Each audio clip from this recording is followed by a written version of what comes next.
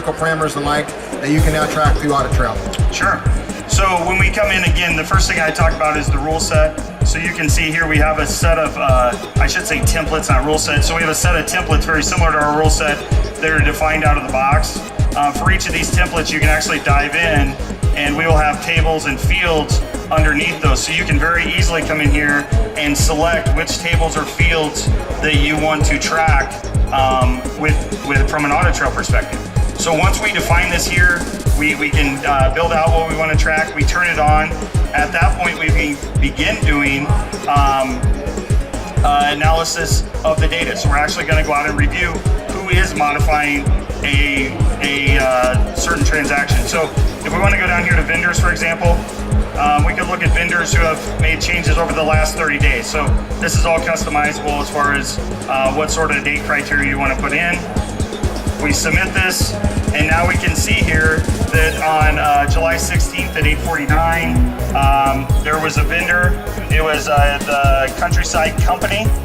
It looks like there was an update, so this could be an add, an update, or a delete. The terms of payment field was updated from net 15 to net 30, done by the admin user, and that was in the Contoso Consulting USA. So now we can go out and actually track with segregation of duties and critical access. We're trying to understand who has access. Now we're telling you what they're doing with that access.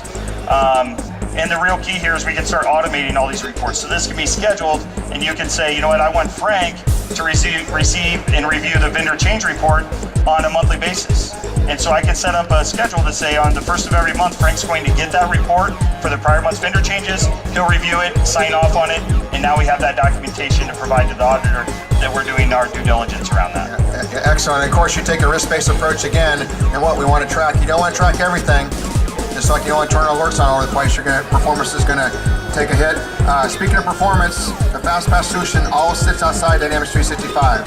So those of you maybe had experience with the database log and turning on a bunch of stuff and your performance tanking, we sit solely outside of Dynamics 365, so there's not a performance hit. Now obviously if you try to track everything, you're going to see something, but in general, compared to the database log, it's night and day. So that shows us we can track critical changes, master data, and the like. Our Identity Manager product gets into actually provisioning users, because the other side of this is how can you make it more efficient to set up users, make sure you don't set up users or make changes that cause segregation duty conflicts, try to automate it with some workflow. So we're going to briefly show how the Identity Manager product works to help with that. Yeah, great, Frank. So when we go into Identity Manager, now we're putting that workflow around our user provisioning. So when we start out, this is a way for you to kind of take user provisioning from an IT task and empower your business process owners to actually manage this. So they can go out here, they can request access, they can do the approvals, and we will automatically provision the user so that your IT staff doesn't even have to be involved, and you have a history of it. So you can request new users, you can modify or terminate users. We don't have time to walk through the entire process today, but as you go through these requests, not only can you request the roles to assign to a user and to create new users or terminate a user, you can also use effective dates. And so what effective dates allow you to do is set up temporary access. So maybe you want someone to have the AP clerk role while someone's on vacation. So you can end date that. Or you have a new hire starting next month, you can set a start date for the first of the next month. But you can go in and that way you can control these things, because oftentimes if we grant temporary access, we put it in place, we never remember to go back and look at it, and now it becomes permanent access. So the effective dates allow you to manage that. Now once we've submitted a request, I want to show you kind of what you can see at the end of this. So we're going to go through where we submit the request. Based on the approval rules you've defined in the system, it's going to notify the approvers that there's a request out there for them to review. And when you are submitting and reviewing the request, you're actually going to get leverage all of those rule sets we've talked about prior to this. So the SOD rule set, the critical access. Now I can analyze that in my user provisioning request. So here we have a request for Arnie. You can see down here we revoked a role here. We also granted some roles, revoked some others. Now I can come over here on the right-hand side and actually see from an SOD perspective, I'm actually creating 2 new conflicts and I'm removing 36. I can dive in and see what those are. and this is all going to be, there's a comparison here. So now I can understand the true impact that my request is making in the environment from an SOD perspective. What risk is being added to the environment? What risk is being removed? So if we're trying to, resolve an SOD risk and I don't see it here as being revoked, then I need to go back and maybe adjust that request. That's a good example. The folks that traditionally set up security in Dynamics get a request form and they read it and they set up access. They may not look at segregation duties or conflicts they're now causing.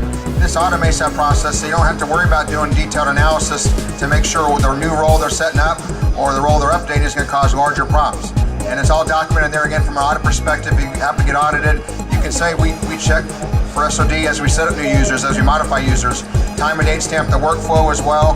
How many folks have seen a situation where you have a new employee start, give them the log on to their PC and they don't have access to certain applications they're supposed to have on the first day of the job. Here you can schedule with the workflow.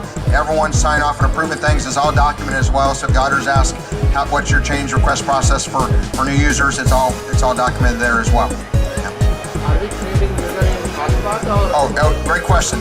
So are we creating the user in Fastpath or inside Dynamics 365? Right, That was so the question. this request will actually provision the user into Dynamics 365. So once all the approvals are satisfied, we will connect to 365, create the user and assign the roles based on the request. And of course, if there's a future effective date, we wait until that point in time, and that could be a date and time scenario. We would do it at that point. Can we link this approval to process flow also? Can you link the approval to process flows? Power flow, sorry. Power flows. To power flows. We don't have that integration right now, but it's definitely something we could look into. But we do have the capability. We have a lot of companies that have their own enterprise IAM systems. So they've already got something in place. They say, hey, this is great. We need all this SOD analysis. We need all of this, but we want to use your data in our IAM process. And you guys have the capability of creating those Dynamics 365 users. We want to use all your functionality, but we want the approvals to be done in our system. We can integrate to other systems. So the Power Flows one, I don't believe we've done, but there's definitely capability there. Yeah, so real quick, this tool is one the security admins really like. I think it's much easier to use than standard Dynamics, and it's cleaner and has a nice design workflows. The last tool they really love, and this one specifically for Dynamics 365 for finance and operations, is the Security Designer. How many folks have tried to set up security in Dynamics 365 for finance and operations? Okay, once you do, you're going to find that you keep scrolling horizontally 5 different times just to work the solution currently available to set up users. We've taken a lot of our functionality you've already seen, built it in the Security Designer just to make it easier to administer security. So let's briefly show that. We have about 5 minutes here. Sure. So the Security Designer, as Frank mentioned, this is basically replacing what you do in Dynamics 365 for finance and operations. So you can design all of your roles here. You can do a risk analysis. I'll show you that in a moment. But the first thing that we're looking at here is we can create models. So the idea with a model, it's just a container of changes. So I may have different changes I'm working on at different times. I can segregate those out, analyze each of those separately. So from here, I can actually go out and modify. If we start at the bottom level, I can modify privileges, I can modify duties and roles. So when I look at my privileges, it's actually going to show me everything that is in the system. So it's going to pull all of your artifacts. I can add new ones. And so if I can add new ones, I may want to create those from scratch. I could also use the task guide within Dynamics 365 to create new privileges. So I can do a task recording and then upload it here, and we'll scrape out all the security artifacts and allow you to create a new privilege from there. So with the others here, you can add additional menu items. You can add all of those types of things that you would assign to a privilege. You can then modify the duties. You can also modify the roles. So at the role level, now we're assigning those duties and privileges to the role. And the idea here is we're giving you a much more user-friendly environment that you can go through and utilize. It's a lot easier to navigate. You can analyze changes, you can revert changes, and you can also do the risk analysis. So when I come back here to the security model, once I've made all those changes, now the question is, how is this going to impact my security setup? How is it going to impact my environment? When we run a risk analysis, we're going to do a number of checks here. Number one, we're going to look at your roles. and we're going to say, okay, based on the role design that you just made changes for, what is the impact from a critical access perspective?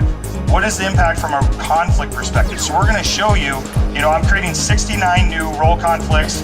I'm removing 7. So based on my role changes, and you can dive into these, I'll show that in a moment. You can also look at users. So based on those, how does it impact my users? Well, I actually have 0 new impact from a user perspective, so maybe these roles aren't actually assigned to users yet. And then you can also see the impact from a licensing perspective. And this is very important for Dynamics 365 because your license is determined by your access in the system. So depending on a user's access, it determines if they need an activity, an operations, or a team member license. And so we're going to show you with these changes what the impact is. Did I make a role change that's going to increase my licensing and ultimately cost more with Microsoft? And so we want to make sure we understand the impact on licensing before we deploy these changes. Yeah, that's oftentimes an overlooked area with security. Folks to understand the license and the hard dollar impact. And you start setting up some user privileges and access, and all of a sudden your license bill goes up. Some people find a nice byproduct of a product is just the ability to true up their licenses and truly make sure they know what they're doing and don't cause bigger problems. Right. And so, the real value, like I said, you can dive into all these. It's going to show you the data behind it so you can see all that type of information. But at the end of the day, now you're taking this risk design, these rule sets, and you're analyzing it throughout the entire process from role design, user provisioning, and ultimately your access reviews as well.